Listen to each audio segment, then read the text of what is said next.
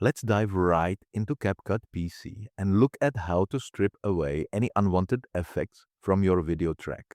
If you applied a filter or a video effect earlier and realize it just doesn't fit the vibe of your project anymore, you don't have to start your edit over from scratch.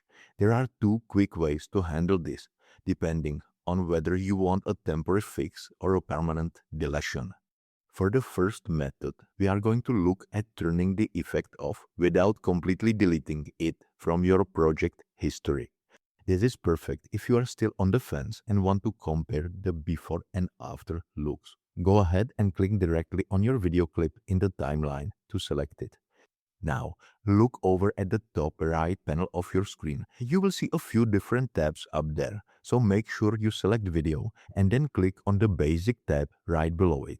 As you scroll down through this section, you will see the effect option with a small toggle switch next to it.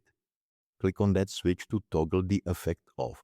The applied effect will disappear from your preview window immediately, and you can play the video to confirm that your clip is back to its original state. Now, if you are completely done with that look and want to delete the effect permanently to clean up your workspace, we will use the second method. Move your mouse down to the timeline, right-click on your video clip, and choose Edit Effects from the context menu.